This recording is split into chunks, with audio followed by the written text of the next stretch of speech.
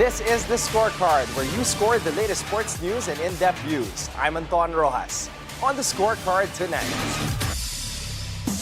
Ju unshaken at the top as Cajucom doubles up in MPTC Tour of Luzon. Gresini Racing's Álex Márquez captures his first MotoGP win at the Spanish Grand Prix.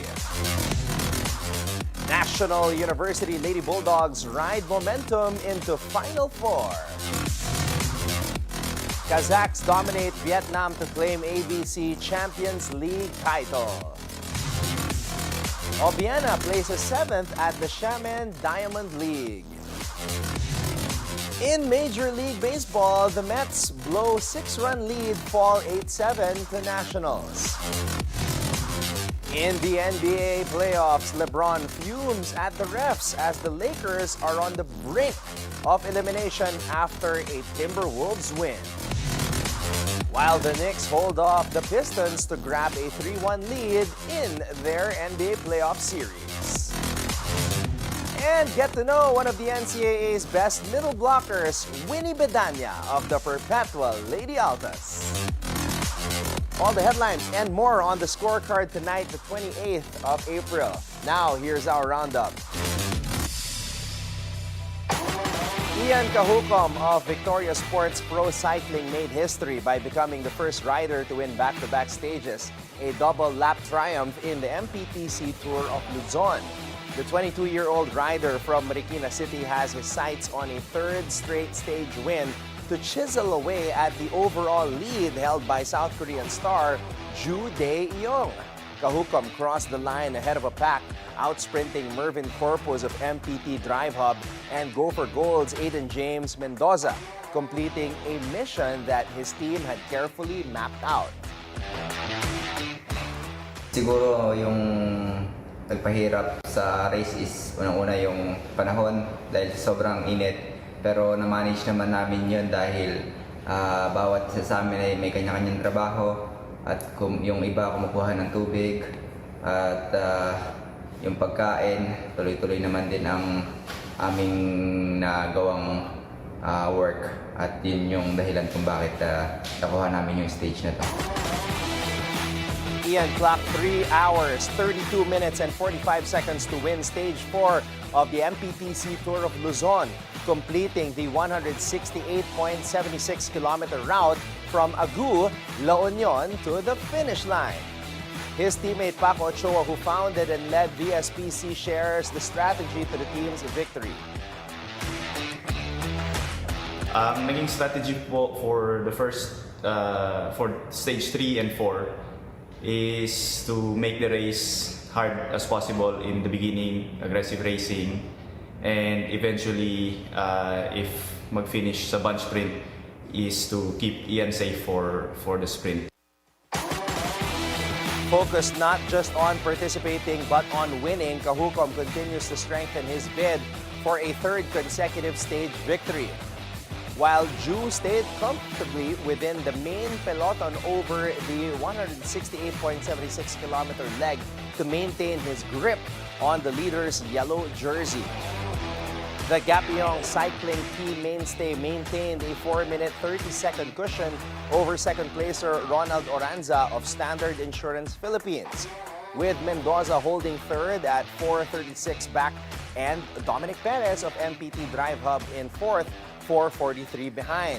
Rounding out the top 10 in the general classification are Corpus at 5th, George O'Connor, Rustom Lim, Jan Paul Morales, Malaysian Muhammad Faiz Fakri, Omar, and Junrek Carcueva. Meanwhile, among the 17 teams competing, Victoria Sports Pro Cycling is making a name for itself with a strong and focused campaign. They are pushing hard to leave its mark in this 8-stage summer classic that spans Luzon's toughest terrain. And with their sights set firmly on the prize, the team sees the Tour of Luzon as a crucial stepping stone towards raising the bar for Philippine cycling on the national and international stage. In MotoGP, swiping the championship lead from brother Mark, who crashed early and finished 12th, After 7 second-place finishes this season, Álex finally scored a dream win in front of over 100,000 fans at home. Fabio Quartararo delivered Yamaha's first podium since 2023 with a strong second, while Ducati's Francesco Bagnaia took third. Mark fought through the crowd to embrace Álex as the Márquez brothers made history as the first siblings to win in MotoGP. But this day belonged to Álex, who now leads the title race by 1 point, with Spanish tennis star Carlos Alcaraz waving the flag at the finish. Quartararo led early off the line while Mark dropped to fourth. Álex tried an aggressive pass but fell back. Then Mark collided with Bagnaia and crashed out on the turn 7. With Bagnaia struggling, Álex charged into second, then overtaking Quartararo on lap 11 to take control.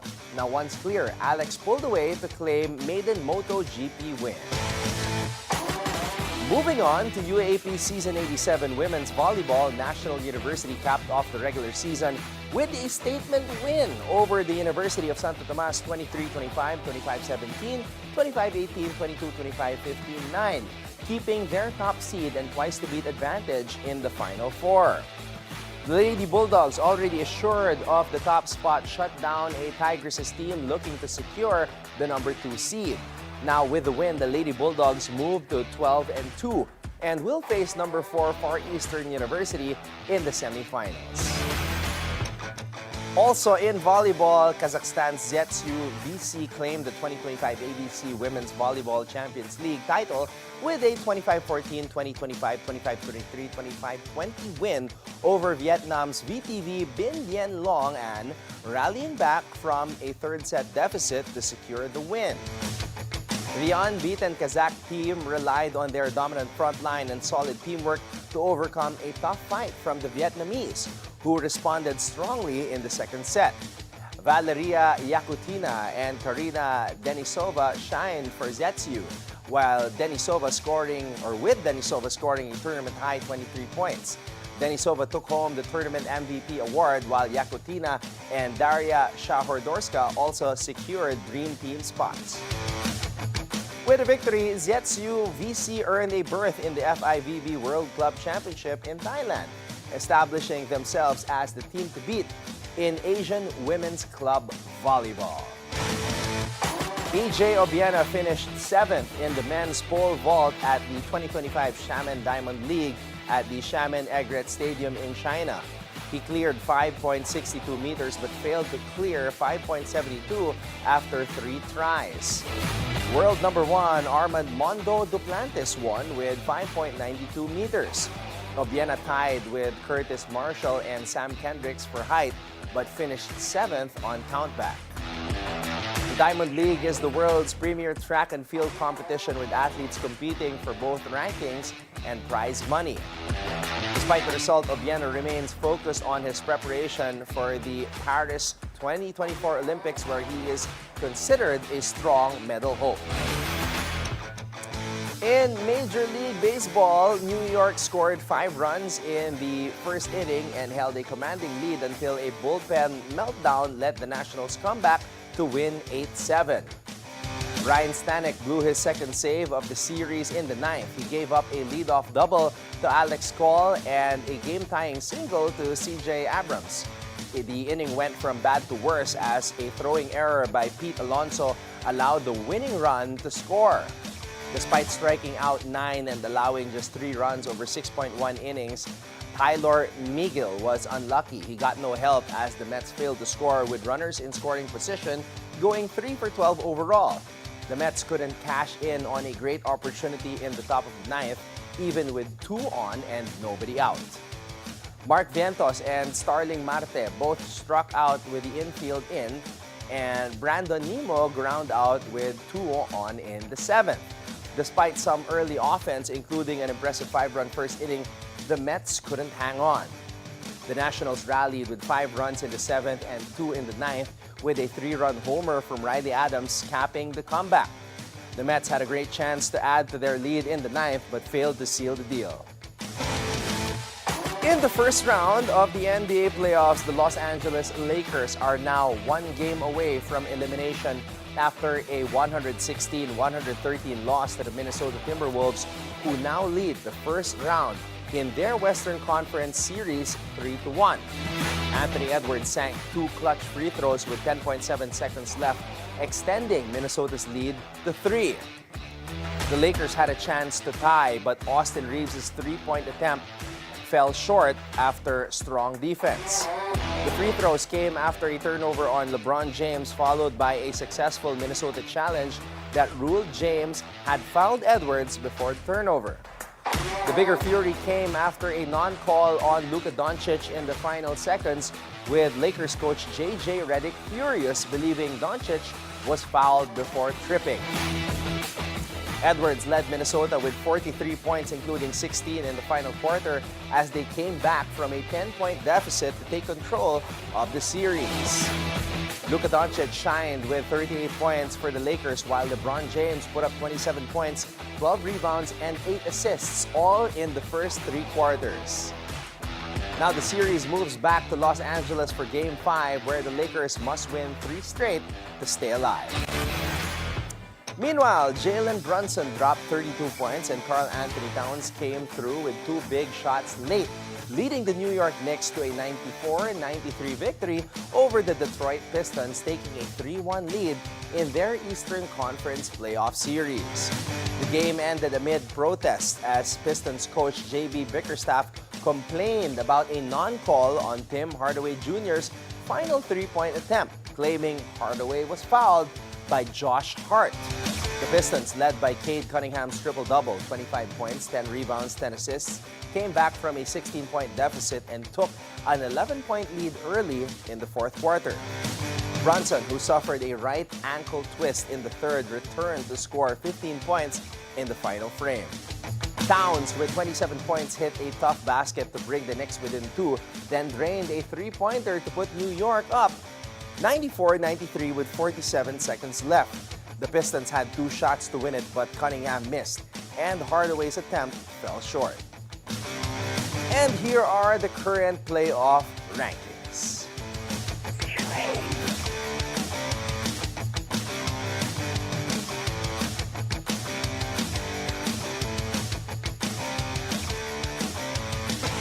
Now here's your daily dose of sports lingo. What does getting air really mean in wakeboarding? Getting air in wakeboarding refers to the moment when a rider launches off the wake and becomes airborne. It's all about catching height and hang time above the water. Riders aim to get as much air as possible to perform tricks like flips, spins, and grabs. The bigger the air, the more epic the trick looks. Now it's time for our off-court buzzer. Now, here's something that will keep fans buzzing. Boy Next Door, the fast-rising K-pop group, will headline the opening ceremony of the 2025 FIVB Volleyball Men's World Championship. Announced as global celebrity ambassadors for the event, the group will perform for Filipino fans, known for their passion for both volleyball and K-pop. This will be the first K-pop performance at a World Championship, with Boy Next Door excited to be part of this special year as the Korean men's national team competes for the first time in 11 years. The group, who debuted under Cause Entertainment in 2023, has quickly become a million seller. Their performance is expected to generate excitement as Alas Pilipinas debuts in the tournament after 51 years. The tournament will begin on September 12 at the Smart Araneta Coliseum and continue at the Mall of Asia Arena for the knockout stage. And that's our roundup for tonight, the 28th of April. Up next, get to know one of the NCAA's best middle blockers, Winnie Bedaña of the Perpetual Lady Altas. We watch that when we return right here on The Scorecard.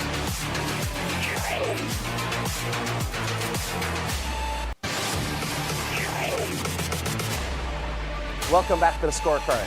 She's been around long enough to know what it takes to win a championship, and no doubt in her last year as a Perpetual Lady Altas member, she won't go out without a fight. Meet one of the NCAA's best middle blockers, Winnie Bedaña.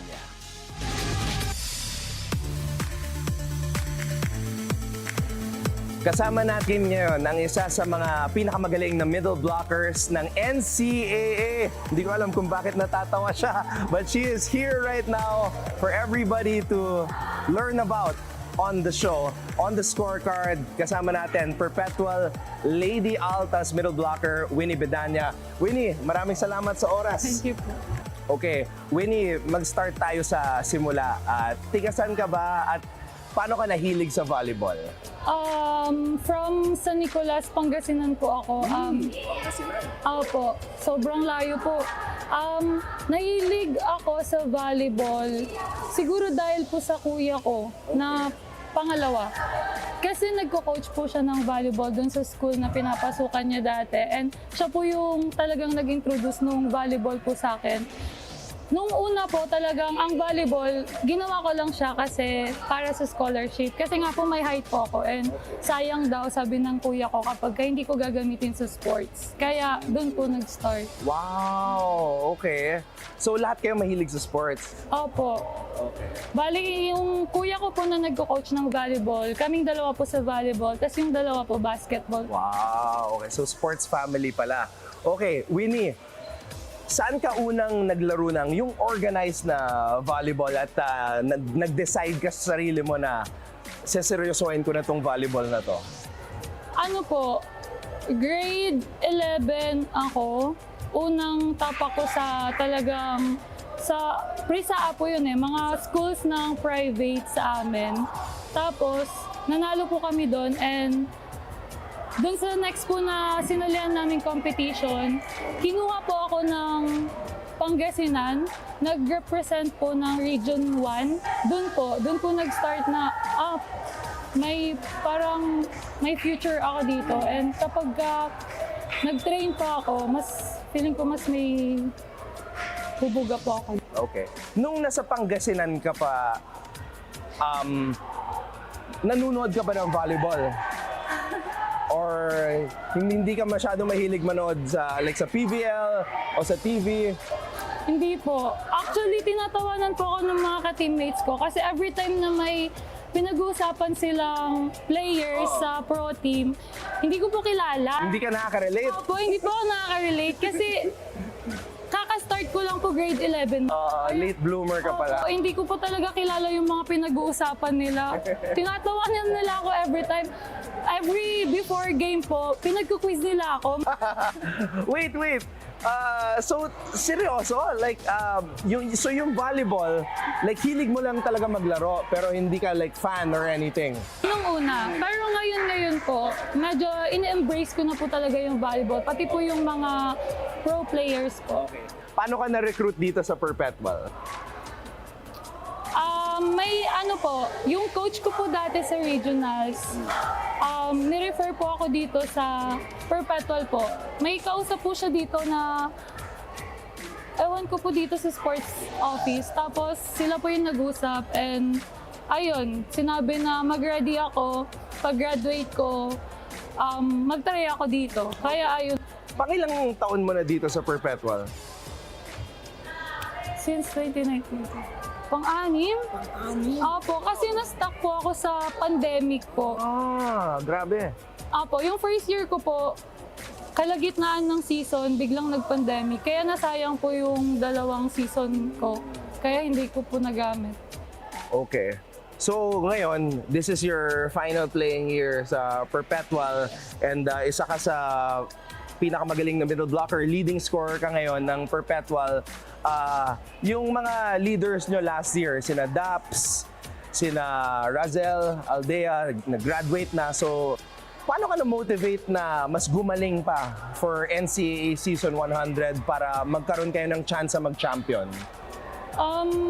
Hindi siya more on sa akin Mas ginusto ko na gumaling kasi gusto ko yung team namin makita na sa mga mas magagandang games po. Kasi dati po, nung last season po, ganun po kami sa standing po So sabi ko, kailangan yung team namin ngayon dapat pag binanggit may ibubuga na ngayon sa season po na to. Okay. Ngayon, sa standings, grabe, pagkatapos ng first round, 4 kayong teams na 7-4. You have defending champion Binilde, you have Letran na nag-improve din, nasa finals last year. And then of course, Mapua, tapos kayo naman. Para sa'yo, ano yung challenge na biglang naging double round yung NCAA? Siguro po yung kasi second round nga po sabi nyo. And sa first round, nakita na halos lahat ng teams kung ano po yung mga plays namin, yung skills namin, kung ano yung mga laro namin every game. So parang naging challenge din siya sa amin. Kasi this second round, kailangan may ipakita kaming mas dun sa last round. Kasi po, kapag same pa din kami last round, wala na po, napag-aralan na po kami ng buong school. So dapat may pakita kaming bagong skills or plays, ganun po. Sino yung mga pinakamahirap i-block na spiker sa NCAA para sa'yo? Pwedeng teammate o pwedeng kalaban? Start muna ako sa teammate. Sige. Si Shaila po. Si Shai, tunog pa lang, alam mo nang malakas eh. Mautak po yun eh. Kapag talagang pag maganda po yung gising niya, talagang babaliw-baliwin ka po nun. Kasi nasanay siya sa mga larong labas po. And mga kalaro niya is mga gays and Sa ibang teams naman po, si Ong, natural naman po yun, magaling po talaga siya and mahirap po talaga siya i-block kasi ma-clip siya. And sa mga siguro sila, ano nga pangalan niya? Wait. Ayan na po, ito na yun. Ito na yung problema ko, wala akong masyadong matandaan sa names. Sa Binilde, yung mga wings nila, kasi mostly sa kanila, mahilig silang mag-spin ball and drop ball. Mahilig sila sa mind games. Ayun po, okay. And sa halos lahat po ng schools kasi lahat ng mga spikers nila, meron yung strong ball talaga na which mahirap talaga i-block kasi kapag late ka or lilipad po talaga yung bola. So, sino yung mga nakikita mong or iniidolo mo sa PVL? Meron ka bang paboritong middle blocker o player na pinapanood? Siguro sa ngayon po yung mga napapanood ko, si BDL. Bea de Leon. Okay. May nakikita actually akong similarities sa laro niyong dalawa ni Bea de Leon. Malayo. Sorry. Okay, last question, Winnie, kasi syempre, ang dami mo nang napagdaanan as a volleyball player, andito ka sa Perpetual, may chance kayo mag-champion.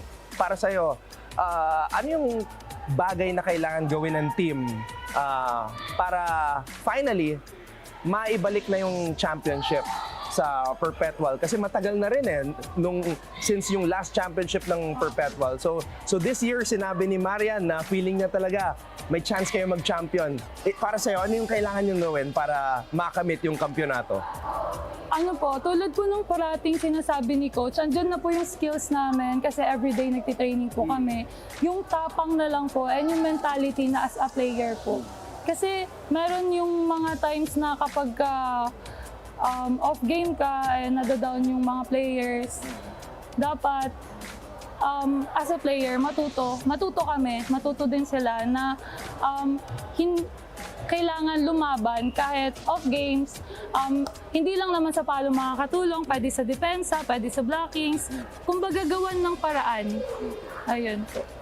Ayan, you heard it straight from one of the best middle blockers in the NCAA and of course of the Perpetual Lady Altas, Winnie Bedaña. Winnie, maraming salamat sa oras and good luck this season at sa volleyball career.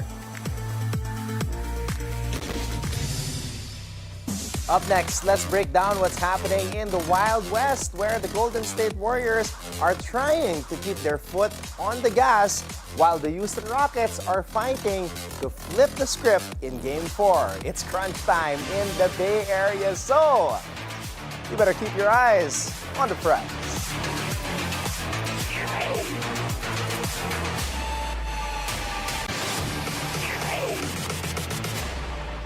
Welcome back to the Scorecard. It's time to keep your eyes on the prize.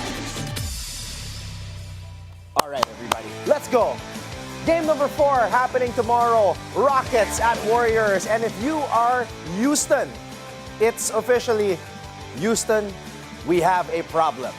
Golden State's up 2-1, and after Saturday night's absolute masterclass from Stephen Curry, who reminded everybody that even at age 37, he can still hit the turbo button when it matters. 36 points, 9 assists, 7 rebounds, and this wasn't just one of those shoot a million threes and hope it works Curry nights either.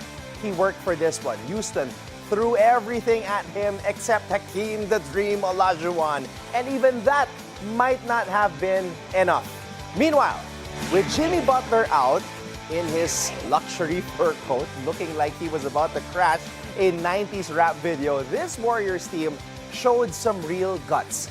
Buddy Hield came off the bench, hit 5 threes. Gary Payton II was flying around like a caffeinated free safety. And Draymond, woo! He was doing Draymond things, picking fights, talking trash, and somehow still holding everything together. Golden State, this is what they do. They find ways to survive the weird games when they don't have all their guys. Now, Houston, on the other hand, man, ang sakit. Fred VanVleet tried. He came out firing like he was trying to reenact Game 6 of the 2019 finals. Hit a bunch of big shots early. Sengun got his double-double, but after that, it was the classic Rockets problem. When the game slows down and gets physical, they start looking around like, wait, this isn't an open gym anymore? Dillon Brooks basically fouled himself out of the building. 4 fouls by halftime! Fouled out with 4 minutes left, and to make it worse, every time he touched the ball, the Chase Center crowd booed him like he stole Christmas. Now, Game 4, tomorrow morning here in the Philippines, is fascinating. Houston has to play bigger, tougher, and smarter, especially in the paint, where they've actually been good all year. They are actually 7th in the league in paint points, 51.5 a game, thanks to Sengun bullying people down low. But in this series, Golden State's defense has been just as good enough to force them into bad threes late in the shot clock. And when the Warriors start hitting threes and you don't, it's good night. Golden State is 29-23 against the West this year. They've seen teams like Houston. They've beaten teams like Houston. And when you give Curry this kind of confidence mid-series, you're basically asking for trouble. The scary part, Curry is heating up, and Mr. Jimmy Butler might be back soon. If the Warriors win Game 4, it's basically checkmate. You're not beating them 3 straight times with playoff Steph awake and Jimmy smelling blood. Houston needs Jalen Green to have the game of his life. They need Sengun to own the paint, and they need Dillon Brooks to, stay on the court for more than 20 minutes. Now, just a thought. So buckle up, because if Golden State smells 3-1 tomorrow morning, they'll slam the door shut faster than you can say Splash Brothers.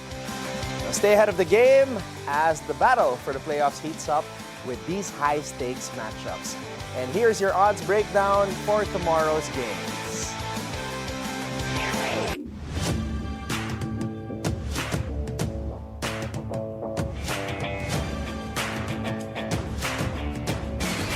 That wraps up tonight's preview, so you can keep your eyes on the prize. Before we go, think on this.